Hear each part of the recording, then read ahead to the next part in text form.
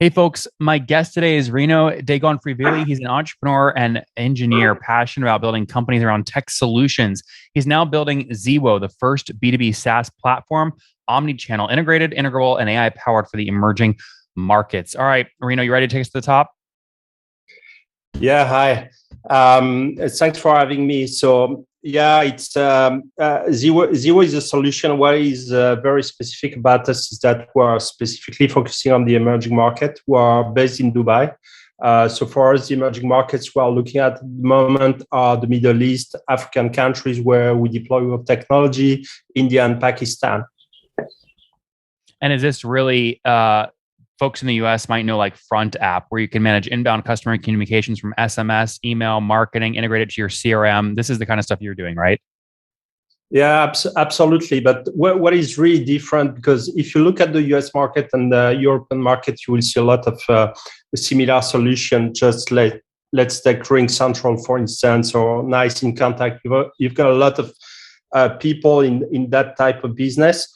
The issue thus in the emerging market is that you don't have the layer of the cloud telephony. So if you are in the US, for instance, you've got a lot of people building their front-end solution on guys like Twilio platform. If you are in the emerging markets, you don't have this layer. So we have been obliged to build that. And then once we have this layer, and that's a very complicated one, because you need to go one by one in each and every country and to put your hardware in local data centers. Once you've got that layer of cloud telephony, then you can build your solution on top of that. So we're a dual solution, like a kind of mix of Twilio platform and Ring Central on top of it. Understood. And what are companies paying on average per month or per year to use your technology? So because the competition is not that fierce compared to other markets, we're pretty highly priced. So a basic solution for contact center, all including, is about $109. Okay, if you compare that to equivalent solution, that's $110 per month. Yeah. And that's what your average customer, that's the average business that's what they pay you today? No, it's not the average. That's the price tag, but we've got some discount based on the volume, and also there are some markets where we need to be pretty aggressive, like India or more less developed countries in Africa. We try to match the local spends. Renaud, is the average closer to $50 or $60 a month? No, I would say it's more about $80, $85. Okay. That's still healthy. And put this all in a timeline for me. When did you first launch the business? What year? So we started business about 10 years ago, but we completely pivoted back in 2017. So Zewo was launched on the market on the 1st of January of 2017. So it's about 4 or 5 years now. Did you keep the same cap table when you pivoted? No, we were bootstrapped actually from day one. We were able to generate a lot of revenues because initially we were a customized software development company. So it's quite easy to develop some revenue. And only we started Zewo. We changed cap table only in October 2019 with our first financing round. Oh, what's going on there, YouTube? Good to see you guys. Now imagine this. You love watching these interviews with SaaS founders, but imagine if we took all of the valuation data out from over 2,807 interviews I've done manually. Saves you a lot of time. Well, we've done this. We've built it into the beautiful interface inside of FounderPath. Check this out. I'll show you how you can access this in a second, but you log in, you connect your Stripe account, you see your valuation real time, you can see what it changed over the past 88 days, and even set goals for valuation this year. Now, the secret to valuation is there's many different ways to value a SaaS business. So the reason you're going to see 3 or 4 different valuations inside of your FounderPath dashboard, this is all free by the way, is because depending on who's doing the buying of your SaaS company, you're going to get a different valuation. A VC is going to pay a different valuation. Private equity firm is different. If you're going to do a minority sale, that's different. And if you sell the whole business, that's a different valuation. You can see all those when I hover over here. Right. So the teal is what a VC would pay. Yellow is what private equity. And red is if you sold the whole thing outright. Now, what's cool about this is not built off random data. Again, you guys hear these interviews on YouTube. All these data are built from real-time valuation data points founders share with us on the show. So traction, 1.2 million, seed round, 3.7 raise. They sold 22% of their business. Go in here and filter by the event. Maybe you only want to see companies that have sold the whole business.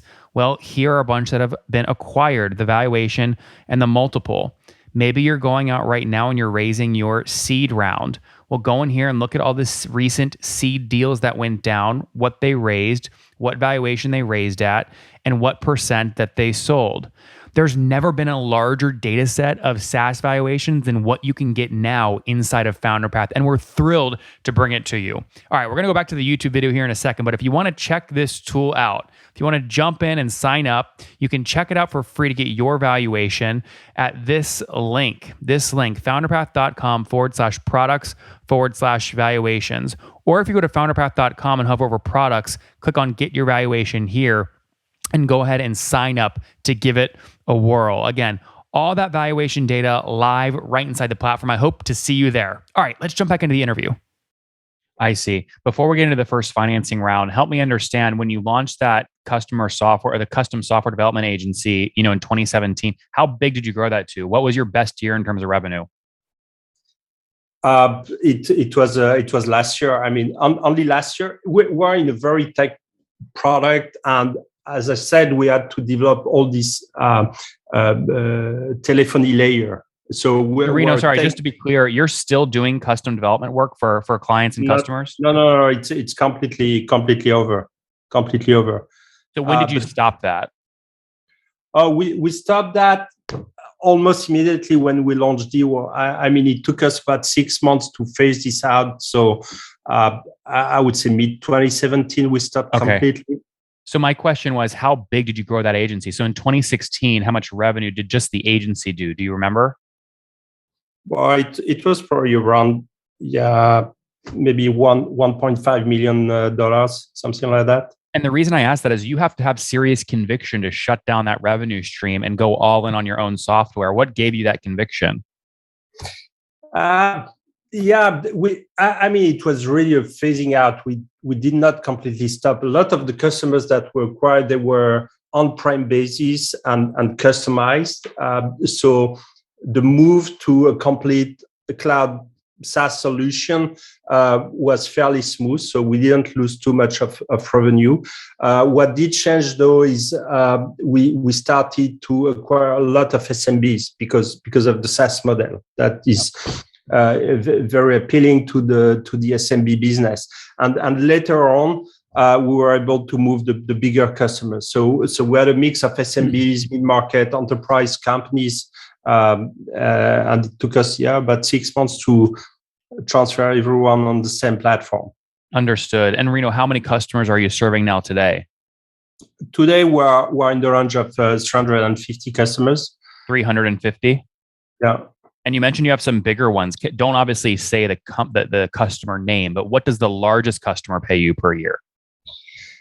Oh, that's a nice question. I would say probably 600K.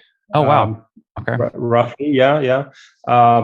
We've got on one single platform, the biggest customers we've got, it's in the real estate business, which obviously is big in the Middle East. It's about 900 agents on one single platform for their lead generation process. Mm-hmm.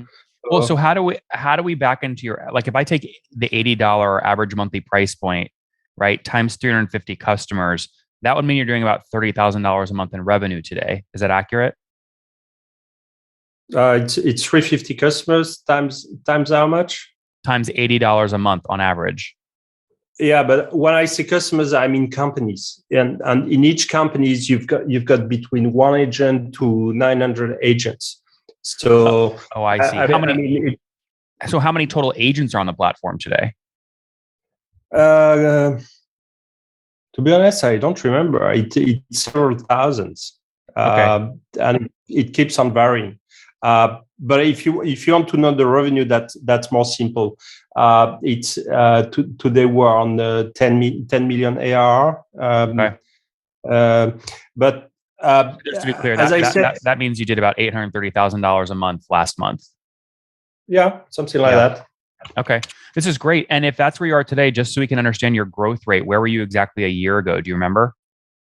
A year ago, I think we were at 2021. We grew 2.6, something like that. So we're about 2.4. Traditionally in origins, the first quarter is a bit slow. There was again some COVID stuff in So January. sorry, just to be clear. So a year ago, you were doing 2.4 million in terms of annual run rate. No, 4.5. 4.5. 4.5. Yeah. Okay. So that means you effectively grew from $375,000 a month in revenue a year ago to $830,000 a month today, more than doubled. Yeah, more than doubled. That's what we're trying to achieve. That's the goal again for this year.